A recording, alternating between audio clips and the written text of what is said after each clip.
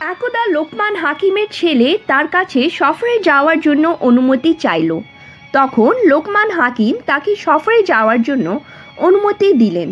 ছেলে যখন শহরে যাত্রা করবেন তার পূর্ব মুহূর্তে লোকমান হাকিম তাকে কিছু দিক নির্দেশ দিয়ে বললেন, বৎস, তুমি পূর্ব দিকে কিছু দূর অগ্রসর হওয়ার পরে এক ময়দানের সম্মুখীন হবে। সে ময়দানের এক পাশে পানির একটি ঝর্ণা আছে। সে পানি তুমি পান করবে না। আর ঝর্ণার পাশে একটি গাছ আছে, তুমি সেই গাছের ছায়ায় বসবে না। আর একটু সম্মুখে অগ্রসর হলে দেখবে এক বৃদ্ধ একটি গাছের ছায়ায় বসে আছে। তুমি বৃদ্ধের কাছে গিয়ে তোমার পরিচয় দেবে। বৃদ্ধ তোমাকে আদর করবে। তখন সে যা বলবে তুমি তাই হুবহু পালন করবে। এর মধ্যে আর মঙ্গল নিহিত রয়েছে। বৃদ্ধ যদি তোমার সঙ্গী হতে চায় তাহলে তুমি তাকে সঙ্গী করে নেবে। এরপর তুমি উত্তর দিকে অগ্রসর হবে। অতি সুন্দর গ্রামে গিয়ে উপস্থিত হবে। সেখানে মানুষেরা তোমার পরিচয় পেলে তোমাকে খুব আদর যত্ন করবে এবং তোমাকে সেখানে থাকার জন্য অনুরোধ করবে। সেখানে একজন সুন্দরী ও ধনবতী যুবতী রয়েছে। তার সাথে তোমাকে বিবাহ দিতে তারা চেষ্টা করবে। তুমি সে বিবাহের ততক্ষণ পর্যন্ত রাজি হবে না যতক্ষণ পর্যন্ত না তোমার সেই বৃদ্ধ চাচা তোমাকে আদেশ করেন। ওখান থেকে আরও উত্তর দিকে অগ্রসর হয়ে তুমি স্থানীয় লোকের নিকট জিজ্ঞাসা করে ওসাম নামের এক ধনী ব্যক্তির বাড়িতে পৌঁছবে। তার নিকট আমার বেশ কিছু টাকা পাওনা আছে। সেই টাকা তার কাছ থেকে নিয়ে আর সেখানে রাত্রি যাপন করবে না, কিন্তু দেশের দিকে রওনা হবে। এই সব উপদেশ অক্ষরে অক্ষরে পালন করবে। কোনো ক্রমে যেন ভুল না হয়। যদি কোথাও সামান্য একটি ভুল করো তাহলে ভীষণ বিপদের সম্মুখীন হতে হবে। যাও, আল্লাহ তোমাকে হেফাজত করুক। লোকমান হাকিমের ছেলে পিতার উপদেশ ভালোভাবে শুনে সফরে রওনা হলো। পূর্ব দিকে যেতে যেতে সম্মুখে একটি ময়দান দেখতে পেল। ময়দানের এক পাশে ছিল ঝর্ণা আর তার পাশেই রয়েছে একটি গাছ। মন চাইল যে এই গাছের নিচে একটু বিশ্রাম করি, কিন্তু তার মনে পড়ে গেল তার পিতার কথা। তাই সে একটু অগ্রসর হয়ে দেখল যে আগে একটি গাছের নিচে একজন বৃদ্ধ বসে আছেন। আর লোকমান হাকিমের ছেলে বৃদ্ধের কাছে গিয়ে তাকে সালাম করে নিজের পরিচয় প্রদান করল।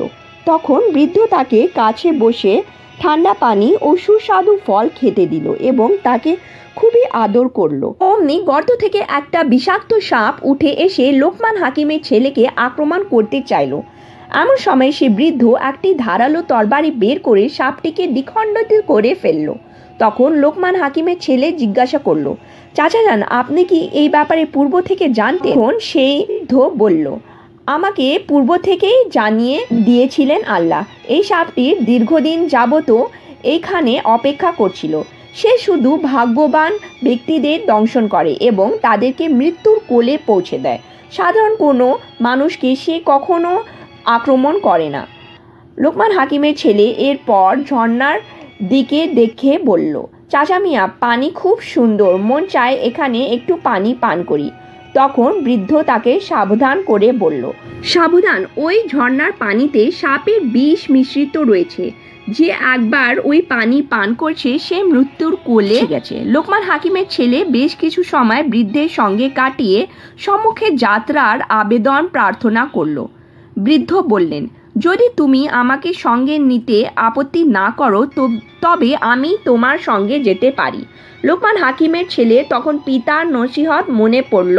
তখন সে বৃদ্ধকে বলল, আপনি যদি অনুগ্রহ করে আমার সঙ্গে যেতে চান তাহলে আমি খুব খুশি হব। চলুন, কারণ আপনি আমার সঙ্গে থাকলে আমি অনেক বিপদ আপদ থেকে নিরাপদ থাকতে পারবো। এই বলে উভয়ে একত্রে রওনা হলেন। দীর্ঘ সময় পথ চলার পরে তারা এমন এক এলাকায় এসে পৌঁছলেন যেখানে লোকমান হাকিমের বিরাট পরিচিত ছিল। স্থানীয় লোকেরা যখন জানতে পারল লোকমান হাকিমের ছেলে এসেছে তখন তারা খুবই খুশি হলো। তারা লোকমান হাকিমের ছেলে এবং সেই বৃদ্ধকে ভালোভাবে থাকার সুন্দর ব্যবস্থা করে দিল। তখন লোকমান হাকিমের ছেলে ও বৃদ্ধ বেশ আরামে সেখানে কয়েকদিন কাটালেন। এর মধ্যে একজন লোক এসে লোকমান হাকিমের ছেলের নিকট বলল, আপনার পিতার সাথে আমার গভীর বন্ধুত্ব ছিল। আমি দীর্ঘদিন যাবৎ তার সঙ্গ লাভ করেছি। তিনি যে জ্ঞান বিজ্ঞানে আল্লাহ তাআলার খাস রহমত লাভ করেছিলেন তার অসংখ্য গুণ আমি নিজের চোখে প্রত্যক্ষ করেছি। এজন্য আমি তাকে কখনো ভুলতে পারি না। তাছাড়া তিনি একবার আমাদের এলাকায় তাশরিফ এনেছিলেন। তখন আমার গরিবখানায় তিনি কয়েকদিন কাটিয়েছিলেন। সেই সময় তিনি আমাদের এলাকায় ঘুরে দেখেছেন। বহু মানুষকে তিনি দিনের দাওয়াত দিয়েছিলেন এবং অসংখ্য মানুষের রোগ ব্যাধির চিকিৎসাও করেছিলেন। এলাকায় বিপুল সংখ্যক মানুষ তার ভক্ত হয়ে আছে। তার সাথে আমার যে ব্যক্তিগত সম্পর্ক ছিল তাতে আমি আপনাকে ভাইয়ের ছেলে মনে করতে পারি। আমি সেই সূত্র ধরে আপনার নিকট আপনার এক বিবাহের প্রস্তাব রাখতে চাই। আমাদের এলাকায় একজন অপরূপা সুন্দরী ধর্মপরায়ণ যুবতী আছে। সে এতই সুন্দর যে কোনো মানুষ একবার তার প্রতি তাকালে দ্বিতীয়বার না তাকালে কোনো উপায় নেই। সেই যুবতী পিতামাতার একমাত্র কন্যা। তার পিতামাতা বেঁচে নেই, তাই যুবতী একাই বিরাট ধন সম্পদের অধিকারী। তার ধন সম্পদ রাজাধিরাজের চেয়ে কোনো অংশেই কম নয়। আপনি যদি তাকে কবুল করেন তাহলে আপনি অবশ্যই ভাগ্যবান হবেন বলে আশা করি। সাধারণ লোকের পক্ষে তাকে বিয়ে করা সম্ভব নয়। একমাত্র আপনার মতো একজন লোকের পক্ষে এটা সম্ভব। লোকমান হাকিমের ছেলে লোকটির প্রস্তাব শুনে বললেন, আমি এ বিবাহের জন্য রাজি হতে পারবো না। আমার পিতা এভাবে পথে বসে বিবাহ করতে নিষেধ করেছেন। এবং তা শুনে লোকটি চলে গেল। এরপর আর একজন লোক এসে তার সঙ্গে দেখা করলো। তখন লোকমান হাকিমের ছেলে তার নিকট প্রস্তাবিত মেয়ের সম্পর্কে জিজ্ঞাসা করলেন। লোকটি বলল, হুজুর, আপনার নিকট যে সমস্ত খবর এসেছে তার সবই সত্য। তবে ইতিপূর্বে মেয়েটির আরও কয়েকটি বিবাহ হয়েছিল। 9 জন স্বামী বাসর রাতেই মৃত্যুবরণ করেছে। এর প্রকৃত কারণ কেউ জানে না। সে থেকে মানুষ মেয়েটিকে রাক্ষসী কন্যা বলে ডাকে। দিনের বেলায় তার নিকট অনেক লোক ভিড় করে, কিন্তু রাত্রি হলে তার কাছে আর কোনো মানুষ থাকতে চায় না। এই জন্য মেয়েটির মনে ভীষণ দুঃখ এবং সর্বদা এসে কান্নাকাটি করে দিন কাটায়। তাকে তার স্বামীর মৃত্যুর কারণ সম্পর্কে জিজ্ঞাসা করলে সে বলে, আমি এই ব্যাপারে কিছুই জানি না। আমার কোনো স্বামী আমার কাছে আসার সুযোগ পায় না। আমার ঘরে ঢোকার পরই মাটিতে লুটিয়ে পড়ে, মৃত্যুবরণ করে।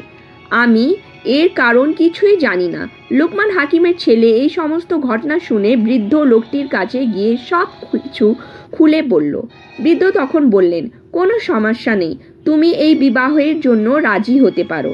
ইতিপূর্বে স্বামীগণ যেভাবে মৃত্যুবরণ করেছে তোমাকে সেভাবে মৃত্যুবরণ করতে হবে না। আমি সব ঘটনা জানি।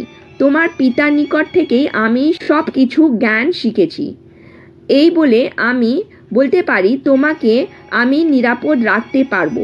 তুমি কি এই প্রস্তাব রাজি আছো বলে তাদেরকে জানিয়ে দাও। লোকমান হাকিমের ছেলে বলল, চাচা, আমার খুব ভয় হয়। বৃদ্ধ বললেন, কোনো ভয় নেই, আল্লাহ তাআলার ওপর ভরসা রেখো। হায়াতের মালিক যখন আল্লাহ তাআলা, তখন আর ভয় কি। বৃদ্ধের কথায় লোকমান হাকিমের ছেলে সাহস পেল। বিশেষ করে তার পিতা বৃদ্ধের কথা অনুসারে চলতে আদেশ দিয়েছিলেন।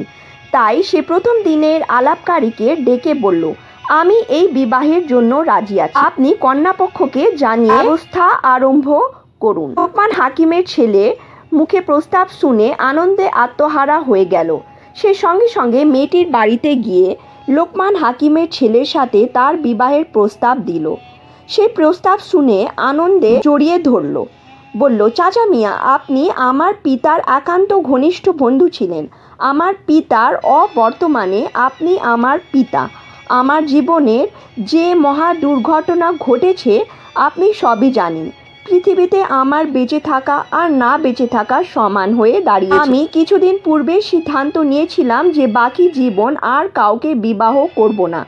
এখন আপনি যখন বিশ্ববিখ্যাত বৈজ্ঞানিক লোকমান হাকিমের ছেলের সাথে আমাকে বিবাহ দিতে আশা করেছেন, একমাত্র এই প্রস্তাব ব্যতীত আমি আর অন্য কোনো প্রস্তাব রাজি হতাম না। কারণ আমার বাসর ঘরে এই নিয়ে 9টি ছেলে মৃত্যুবরণ করেছে। সেই জন্য মানুষ আমাকে ভয় পায় এবং আমাকে রাক্ষসী মেয়ে বলে ডাকে।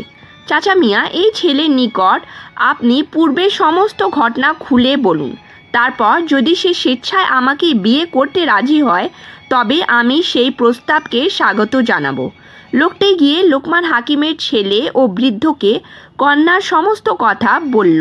অতঃপর তারা বসে বিয়ের তারিখ ও সময় নির্ধারণ করল। দেশবাসীকে বিয়ের খবর শুনে বলল, আর একটি নিষ্পাপ ছেলে মৃত্যুকে আলিঙ্গন করতে চলেছে। লাশ বহনকারী ডোমেরা একে অপরকে বলল, কালকে অন্যদিকে না গিয়ে এখানে রাক্ষসী কন্যার বিবাহ হচ্ছে। আগামী দিন ভোরবেলা সেখানে লাশ পোড়াতে যেতে হবে। এভাবে দেশের মানুষের মধ্যে আলোচনার ঝড় বয়ে যেতে লাগলো। অনেকেই বরকে জীবিত অবস্থায় একবার দর্শনের উদ্দেশ্যে সেখানে এসে হাজির হলো। কেউ কেউ লোকমান হাকিমের ছেলেকে ভয় দেখিয়ে বলল, জনাব, আপনাকে দিয়ে রাক্ষসী মেয়েটির 10 জন স্বামী পূর্ণ করবে। আপনার পরে যে আসবে সে হবে 11 নম্বর। কেউ কেউ আবার বলল, আপনি জেনে শুনে মৃত্যুর ঝুঁকি নিতে যাচ্ছেন কেন? আপনি নিশ্চিত মারা যাবেন। আবার কেউ বলল, সম্পদের লোভে ইতিপূর্বে 9 জনের প্রাণ দিয়েছে। এতদ্রব্য ধন সম্পদের লোভ পরিত্যাগ করে দেশের ছেলে দেশে ফিরে যান। এইভাবে নানা লোক নানা মন্তব্য করতে শুরু করলেন। লোকমান হাকিমের ছেলে মানুষের কথায় ঘাবড়ে গেল। তখন সে পিতার উপদেশগুলো আরেকবার স্মরণ করল। পিতার কথা ছিল, গাছের নিচে যে বৃদ্ধকে দেখবে তার কথা মতো চলবে। যদি সে তোমার সঙ্গী হতে চায় তাহলে সঙ্গী করে নেবে। কথাগুলো স্মরণ করে সে মনকে প্রশান্ত করল এবং নিজেকে শক্ত করার চেষ্টা করল। নির্দিষ্ট দিন নির্দিষ্ট সময় বহু লোকের উপস্থিতিতে লোকমান হাকিমের ছেলের বিবাহ কার্য সম্পন্ন হলো। সেই বিবাহ অনুষ্ঠানে পূর্বের বিবাহগুলোর চেয়ে 10 গুণ লোক জমায়েত হয়েছিল, কারণ একটি যুবক ছেলে স্বেচ্ছায় মৃত্যুবরণ করতে যাচ্ছে আর এই ছেলেটিকে একবার না দেখতে মন চায়। বিবাহ কার্য সমাধা করে লোকজন চলে গেল। ভোরবেলায় দৃশ্য দেখার জন্য সবাই অপেক্ষা করতে লাগলো। বৃদ্ধ লোকমান হাকিমের ছেলেকে একা একা বলল, তুমি সন্ধ্যাবেলা কন্যার কাছে গিয়ে কোথাও বসবে না। একটু সময় কথা বলে তার একখানা পরনের কাপড়, একটি জামা নিয়ে আসবে। সেগুলো নিয়ে সোজা আমার কাছে চলে আসবে, কোথাও দাঁড়াবে না। তারপর আমি যা বলবো সেই অনুসারে কাজ করবে।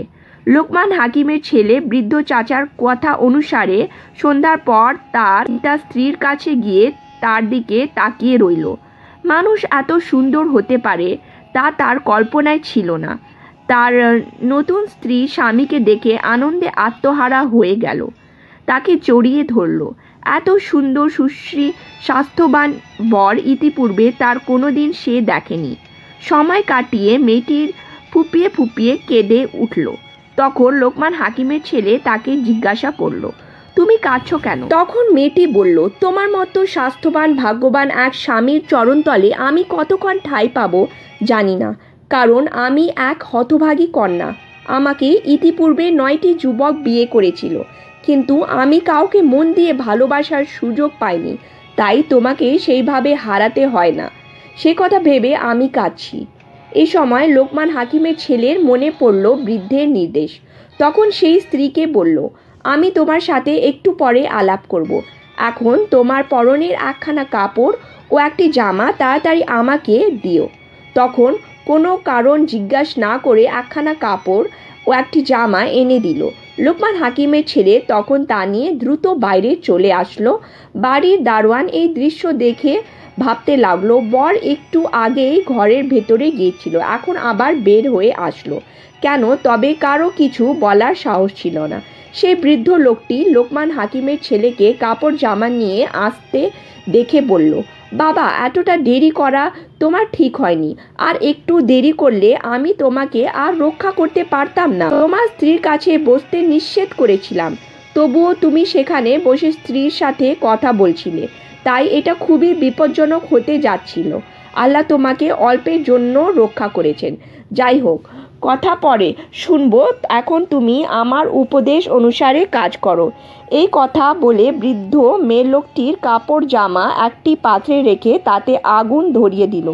এরপর আগুনের ওপর বেশ কিছু কাঁচা লতাপাতা ছড়িয়ে দিল। সব শেষে নিজের ঝোলা থেকে একটি সাপের মাথা বের করলো এবং সেটাকে আগুনের মধ্যে নিক্ষেপ করে জ্বালিয়ে দিয়ে শেষ করে ফেললো। যখন ওগুলো অধিকাংশই পুড়ে গেল এবং প্রচণ্ড ধোঁয়া বের হতে শুরু করলো, তখন তিনি লোকমান হাকিমের ছেলেকে বললেন, এ পাত্রটি নিয়ে তুমি তোমার বাসর ঘরে রেখে দাও। তারপর তোমার স্ত্রীর সাথে নিশ্চিন্তে আলাপ করো, তার সাথে সহবাস করতে পারো। ভোর রাতে উঠে গোসল করে ফজরের নামাজ শেষ করে আমার সাথে দেখা করবে। লোকমান হাকিমের ছেলে আগুনের পাত্রটি নিয়ে বাসর ঘরে ঢুকে দেখল ঘরের যাবতীয় আসবাবপত্র সব লণ্ডভণ্ড হয়ে আছে। তখন সে আগুনের পাত্রটি কোণে রেখে স্ত্রীর নিকট গিয়ে দেখল স্ত্রী সংজ্ঞাহীন পড়ে আছে। লোকমান হাকিমের ছেলে তাড়াতাড়ি তার মাথায় একটু পানি দিয়ে বাতাস করতে আরম্ভ করলো। দীর্ঘ সময় সেবা করার পর তার স্ত্রী চেতনা ফিরে আসলো। স্বামীকে তার কাছে বসে থাকতে দেখে সে খুবই আনন্দিত হয়ে স্বামীকে জড়িয়ে ধরল। তখন লোকমান হাকিমের ছেলে তাকে বলল, তোমার এই অবস্থা হলো কিভাবে এবং ঘরের আসবাবপত্রগুলি এই অবস্থা হলো কিভাবে? তখন তার স্ত্রী বলল, তুমি ঘর থেকে বেরিয়ে যাবার পর এক বিরাট আকৃতির দৈত্য আমার ঘরে এসে হাজির হলো। সে আমাকে ওপরে তুলে ধরে একটি আছাড় মারল। তারপর আমি সংজ্ঞাহীন হয়ে পড়ে আছি। আর কি, আমি কিছুই জানি না। লোকমান হাকিমের ছেলে বলল, এটাই ছিল তোমার শেষ বিপদ। আল্লাহর রহমতে আগামীতে আর তোমাকে কোনো বিপদ আপদের সম্মুখীন হতে হবে না। এ বলে তারা প্রাণ ভরে কথাবার্তা বলতে আরম্ভ করলো। হৃদয়ের ভালোবাসা আদান প্রদান করে সব শেষে তারা মিলন করলো। রাত্রি শেষে গোসল করে উঠে ফজরের নামাজ আদায় করলো। অতঃপর সূর্যোদয়ের সাথে সাথে যখন লোকমান হাকিমের ছেলে ঘর থেকে বের হয়ে বৃদ্ধ চাচার নিকট গমন করলো, তখন পথে লাশ বহনকারী ডোমদের সাথে তার সাক্ষাৎ হলো। ডোমেরা বলল, হুজুর, আপনি কি রাক্ষসী কন্যার বর নন? তবে আপনি কিভাবে বেঁচে আছেন? তিনি বললেন, বাঁচা মরা আল্লাহর হাতে। আল্লাহ আমাকে বাঁচিয়ে রেখেছেন। ডোমেরা আবার জীবিত থাকার কথা সারা এলাকায় ছড়িয়ে দিল। খবর শুনে দলে দলে মানুষ এসে তাকে সালাম জানালেন এবং তিনি কিভাবে বেঁচে রইলেন তা জানতে চাইল। লোকমান হাকিমের ছেলে বলল, সবই আল্লাহর ইচ্ছা। তখন লোকমান হাকিমের ছেলে বৃদ্ধ চাচার নিকট গিয়ে সমস্ত ঘটনা খুলে বলল। সেই বৃদ্ধ চাচা তাকে বলল, এই যুবতীর প্রতি এক শক্তিশালী জিনের আসর ছিল। সেই এই যুবতীর বিবাহ সহ্য করতে পারত না। বিশেষ করে যদি কোনো মানুষ এই যুবতীর সাথে একবার সহবাস করতে পারত, তাহলে জিনের আসর প্রভাব চিরদিনের জন্য শেষ হয়ে যেত। তাই ইতিপূর্বে তার অন্যান্য স্বামীদের সাথে মিলন করার পূর্বে এক ক্ষুদ্র আকৃতির সর্প ধারণ করে তার স্বামীদেরকে দংশন করত। তাই তারা তৎক্ষণাৎ মারা যেত। এবারে আমি তোমার সাথে আসা জিনটি পূর্বে হতেই দুর্বল ও ভীত হয়ে পড়েছিল। অতঃপর তোমার স্ত্রীর কাপড় ও কিছু তেজস্বী লতাপাতা জ্বালিয়ে সর্প আকৃতির অন্য একটি জিনের মাথা যখন আমি সেই আগুনের মধ্যে পোড়ালাম, তখন সেই আগুনের ধোঁয়া চতুর্দিকে ছড়িয়ে পড়ল। তখন সেই জিনটি উন্মাদ হয়ে গেল। সেই তোমার স্ত্রীকে উপরে তুলে একটি আছাড় দিলে এবং ঘরের আসবাবপত্র লণ্ডভণ্ড করে ফেলে গেল। সর্বশেষে সে পালাতে চেষ্টা করে। যখন আমি তাকে বন্দি করি এবং প্রচণ্ড প্রহার করে, যার কারণে সে মৃত অবস্থায় পৌঁছে যায় এবং যখন তোমরা সহবাস করলে তখন সেই জিনটি মারা যায়। আর কোনোদিন তোমার স্ত্রী কোনো ক্ষতি করতে পারবে না। এখন থেকে তোমরা নিরাপদ। লোকমান হাকিমের ছেলে তখন বৃদ্ধকে ধন্যবাদ জানালো। এরপর লোকমান হাকিমের ছেলে তার পিতার পাওনাদারের নিকট যেতে চাইল। তখন বৃদ্ধ বললেন, এখন কি আমার আর প্রয়োজন আছে? লোকমান হাকিমের ছেলে বলল, চাচা, আপনাকে ছাড়া আমি এক পাও অগ্রসর হব না। আপনি আমার জীবন আল্লাহর রহমতে রক্ষা করেছেন। পথের মধ্যে আরও কত বিপদ আছে আমি জানি না। এত দ্রব্য আমাকে শেষ পর্যন্ত আমার পিতার নিকট আপনি পৌঁছে দেবেন, আর এর পূর্বে আপনি বিদায় হতে পারবেন না এবং আপনাকে আমি ছাড়া দিব না। এরপর লোকমান হাকিমের ছেলে তার স্ত্রীর কাছ থেকে বিদায় নিয়ে পথ চলতে আরম্ভ করল। একদিন এক রাত দীর্ঘ পথ সফর করার পরে তারা নির্দিষ্ট এলাকায় গিয়ে পৌঁছল। সেখানে গিয়ে তারা স্থানীয় লোকের নিকট ওসামের নাম ধরে তাদের বাড়ির পরিচয় জানতে চাইলে লোকেরা তখন তাদেরকে ভয় দেখিয়ে বললেন, আপনাদেরকে আমরা পরামর্শ দিচ্ছি যে ভালো মানুষের ন্যায় টাকার দাবি ছেড়ে দিয়ে দেশে চলে যান। ওসাম একটি খুনি, টাকা ফেরত তো দেবেই না, বরং আপনাদের যদি তার কাছে টাকা চাইতে যান তাহলে সে কোনোভাবে আপনাদেরকে হত্যা করবে। এত দ্রব্য ভালো এটাই হয় যে আপনারা টাকার দাবি ছেড়ে দিয়ে দেশের মানুষ দেশে ফিরে যান। লোকমান হাকিমের ছেলে এই সমস্ত কথা শুনে বৃদ্ধ চাচার দিকে জিজ্ঞাসু দৃষ্টিতে তাকালো। বৃদ্ধ বললেন, আল্লাহর ওপর ভরসা করে আমরা তার বাড়িতে যাব। আল্লাহ যদি আমাদের হায়াত রাখেন তবে সে আমাদের কিছুই করতে পারবে না, আর আল্লাহ যদি আমাদের মৃত্যু লিখে রাখেন তাহলে আমরা যেখানেই থাকি না কেন মৃত্যুবরণ অবশ্যই করব, আমাদের করতে হবে। চলো আমরা ওসামের বাড়ি যাই। সবাই যখন ওসামের বাড়ি গিয়ে পৌঁছলো তখন তাদের পরিচয় জিজ্ঞাসা করলো। তখন তারা তাদের পরিচয় দিল আর বলল, আপনাদেরকে অতিথি হিসেবে পেয়ে আমি খুব খুশি হয়েছি। আমি কিছুদিন থেকে লোকমান হাকিমের টাকাটা পাঠিয়ে দেব বলে ভাবছিলাম, কিন্তু সুযোগের অভাবে তা করতে পারিনি। যখন আপনারা এসেই গেছেন তাহলে খুবই ভালো হয়েছে। এবার আমি সহজে দেনামুক্ত হতে সক্ষম হব। আপনারা আজকে আমার গরিবখানায় থাকবেন, আগামী দিন আপনাদেরকে বিদায় করব। লোকমান হাকিমের ছেলে তখন বৃদ্ধকে বলল, চাচা, এই লোকের বাড়িতে আমাকে আমার পিতা থাকতে নিষেধ করেছিলেন। বৃদ্ধ তখন লোকমান হাকিমের ছেলে বলল, কোনো সমস্যা নেই, আল্লাহর রহমতে আমরা এখানে আজকে রাত থাকব এবং কাল আমরা এখান থেকে যাব। বৃদ্ধের কথার ওপর লোকমান হাকিমের ছেলে কোনো কথা না বলে সেখানে থাকতে রাজি হয়ে গেল। দিন শেষে রাত্রি আসলো। রাত্রিবেলায় মেহমানদেরকে উত্তম খাদ্য পরিবেশন করলো এবং উত্তম জিনিসপত্র দিয়ে তাদেরকে বিশ্রামের ব্যবস্থা করে দিল। গভীর রাত হলো। তখন সে বৃদ্ধ লোকটির লোকমান হাকিমের ছেলেকে খুবই সংগোপনে দেখে ঘুম থেকে জাগ্রত করলো এবং বলল, আমার সাথে এসো। লোকমান হাকিমের ছেলে বৃদ্ধের কথা তার পেছনে পেছনে চলতে লাগলো। বৃদ্ধ তখন সেই অট্টালিকা 3য় তলায় গিয়ে দেখলো ওসামের ছেলে একটি খাটের ওপর শুয়ে আছে। তখন লোকমান হাকিমের ছেলে ওই বৃদ্ধ খাট ধরে নিচতলায় নামিয়ে আনলো, যেখানে ওসাম তাদেরকে রাত্রি যাপনের জন্য বিছানা করে দিয়েছিল। সেখানে তারা ওসামের ছেলের খাটটি রেখে দুজন 3য় তলায় ঘুমিয়ে পড়ল। যখন ভোর হলো তারা শুনতে পেল ওসামের চিৎকার ও কান্নাকাটি। শুনেই তাদের ঘুম ভাঙল। তারা নিচতলায় এসে দেখল চতুর্দিকে পানি থই থই করছে। ওসামের ছেলে সেই পানিতে ডুবে মারা গেছে। মরা ছেলেকে সম্মুখে রেখে ওসাম চিৎকার করে কাঁদছে। বৃদ্ধ লোকমান হাকিমের ছেলে যখন নিচে আসলো তখন ওনাকে জিজ্ঞাসা করলো, ভাই কি হয়েছে? ওসাম তখন বলল, আপনারা আমাকে উপযুক্ত শিক্ষা দিয়েছেন। আপনারা যে এত দূরদর্শিতা আমি ভাবতে পারিনি। আমি আমার এই নিচতলায় মরণ ফাঁদ হিসেবে ব্যবহার করতাম। রাত্রিবেলায় এখানে সমুদ্রের ঢেউ এসে পানিতে কক্ষটিকে ডুবে যায়।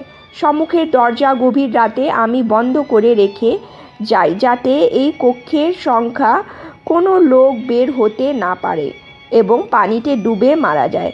আজকে আপনারা দরজা বন্ধ করার পূর্বে এখান থেকে সরে গিয়ে আমার ছেলেকে এখানে এনে রেখে দিয়েছিলেন। আজকেও আমি রাতের শেষে দরজাটি বন্ধ করে দিয়েছিলাম।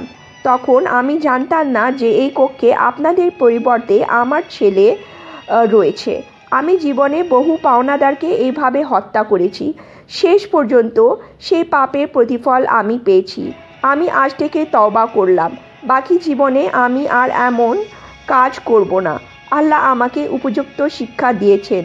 আমি আপনাদের হাতে তওবা করতে নতুন জীবন আরম্ভ করছি। আপনারা আমাকে ধৃষ্টতাপূর্ণ অপরাধ ক্ষমা করে দিন। বৃদ্ধ ওসামের কথা শুনে বললেন, আল্লাহ বোধহয় তোমাকে হেদায়ত করার জন্য আমাদের প্রেরণ করেছেন। যে অপরাধ তুমি জীবনভর করেছ তার জন্য আল্লাহর কাছে ক্ষমা প্রার্থনা করো। তোমার নিকট যে সমস্ত মানুষেরা টাকা পাওনা আছে বা যারা তোমার নিকট টাকা পেতেও তাদের বাড়ি গিয়ে ঋণ পরিশোধ করে আসো, না হয় আল্লাহ তাআলা তোমাকে ক্ষমা করবেন না। ওইসব তখন লোকমান হাকিমের পাওনা টাকা এনে তার ছেলের হাতে দিয়ে বলল, আমি অল্প কিছুদিনের মধ্যেই বাকি সকল পাওনাদের টাকা ফিরিয়ে দেব। আমি যে ছেলের ভবিষ্যতের জন্য এই জঘন্য টাকা উপার্জন করছি সেই ছেলে আমার সম্মুখে আজ মারা গেল। আমার আর কোনো ছেলে মেয়ে নেই। এত দ্রব্য আমি আর কার জন্য উপার্জন করব? আমার লোভের পরিসমাপ্তি ঘটেছে।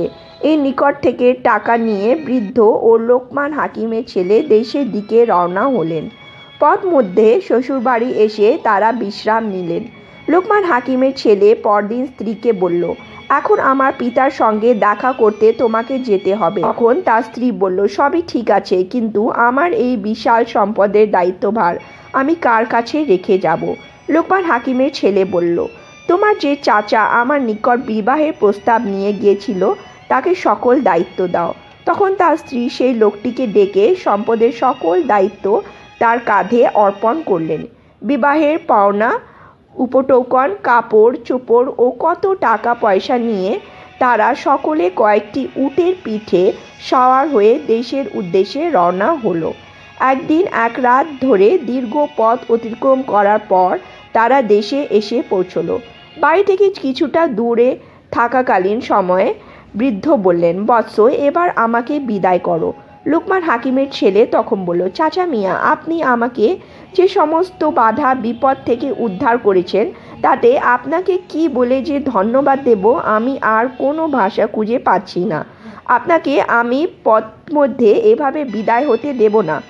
আপনি আমাদের বাড়িতে যাবেন, আমার পিতার সাথে দেখা করবেন এবং সেখানে কিছুদিন থাকবেন।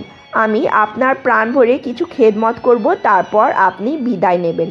বৃদ্ধ তখন বললেন, বাবা, আমি আর তোমাদের বাড়িতে যেতে পারবো না, যেহেতু আমি তোমার সাথে অনির্ধারিত সফর আমার অনেক মূল্যবান সময় অতিবাহিত করেছি। এত দ্রব্য আমাকে এখনই গিয়ে সেই সকল ক্ষতিপূরণ করতে হবে। এখন তোমরা চলে যাও, আমি খুব শীঘ্রই তোমাদের পিতার সাথে সাক্ষাৎ করব ইনশাআল্লাহ। তখন লোকমান হাকিমের ছেলে বলল, চাচা মিয়া, আপনি দয়া করে 3টি উটে নিয়ে যান। ও বললেন, ভাগটা তুমি করে দিলে এলো। লোকমান হাকিমের ছেলে বলল, চাচা মিয়া, এটা আমার ভুল হয়েছে, আমাকে ক্ষমা করুন। আপনি দয়া করে সমুদয় মালামাল নিয়ে যান। আপনি আমাকে সমস্ত মালামালের চেয়ে অনেক বেশি দামি একটি জিনিস দিয়েছেন। বিশেষ করে এক সেরা সুন্দরী রমণী এই আমার স্ত্রী রূপে লাভ করার সুযোগ দিয়েছেন, যার মূল্য পরিশোধ করা কোনোদিন আমার পক্ষে সম্ভব হবে না। এত দ্রব্য এখানে যাবতীয় মালামালের প্রকৃত মালিক আপনি। বৃদ্ধ বললেন, বাবা, এবার তুমি ঠিক কথা বলেছ, তবে 10 উটের মধ্যে 5টি আমাকে দাও এবং 5টি তুমি নাও। লোকমান হাকিমের ছেলে বলল, আপনি যেভাবে আদেশ করবেন সেভাবে চলতে আমার পিতা আমাকে নির্দেশ দিয়েছেন। এত দ্রব্য যে 5টি আপনার ইচ্ছে নিয়ে নিন। বুঝতে পারলেন, আমি উটের শেষের দিকে 5টি নিলাম, তোমার প্রথম দিকে 5টা নাও। লোকমান হাকিমের ছেলে বলল, আলহামদুলিল্লাহ, তাই হোক। এই কথা বলে সেগুলোকে 2 ভাগে বিভক্ত করে দিল। পরে বৃদ্ধকে সালাম দিয়ে তারা পথ চলতে আরম্ভ করলো। কিছু দূর যাওয়ার পর ওই বৃদ্ধ তাদেরকে পেছন থেকে ডাক দিয়ে লোকমান হাকিমের ছেলে বৃদ্ধর ডাক শুনে থেমে গেল। তখন তিনি লোকমান হাকিমের ছেলে স্ত্রীর কাছে গিয়ে বললেন, মা, আমি তোমাকে আমার ভাগের 5টি উট দান করে দিলাম, তুমি এগুলোর মালিক হিসেবে নিয়ে নাও। লোকমান হাকিমের ছেলে স্ত্রী বলল, চাচা মিয়া, আপনি কি বলছেন? আমি এগুলো নিব না, ওগুলো আপনাকে নিতে হবে। আপনি আমাকে নতুন জীবন দিয়েছেন, আমাকে পৃথিবীর সেরা ব্যক্তির পুত্রকে উপহার দিয়েছেন। আপনার দেনা আমি কোনোদিন শোধ করতে পারবো না। আপনাকে শুধু এই নয়, আমার বিশাল সম্পত্তির অর্ধেক দান করব বলে অঙ্গীকার করছি। তখন বৃদ্ধ বলল, মা, আমি এই সম্পদ নিয়ে কি করব? আমি তো মানুষ নয়। তার স্বামী স্ত্রী অবাক হয়ে তার কাছে জিজ্ঞাসা করলো, চাচা মিয়া কি বলছেন, তাহলে আপনি কে? বৃদ্ধ বলেন, আমি হাফেজ নামক একজন ফেরেশতা। আমি নেককার বান্দাদেরকে মহাবিপদ থেকে রক্ষা করে থাকি। এটা আমার দায়িত্ব। আমি লোকমান হাকিমের ছেলে হেফাজতের দায়িত্বে ছিলাম, তাই সফরে তাকে দুর্যোগ মোকাবিলায় আমি সাহায্য করেছি। আল্লাহ তাআলা তোমাদের মঙ্গল করুন। এই বলে বৃদ্ধ নিরুদ্দেশ হয়ে গেলেন। লোকমান হাকিমের ছেলে ও তার স্ত্রী তখন আল্লাহর দরবারে অসংখ্য শুকরিয়া আদায় করে বাড়িতে এসে পৌঁছল। তখন তার পিতা তাকে ও তার স্ত্রীর আদর করে ঘরে তুলে নিলেন। অতঃপর পুত্রের নিকট সফরের যাবতীয় কথা শুনে আল্লাহর দরবারে শুকরিয়া আদায় করলেন।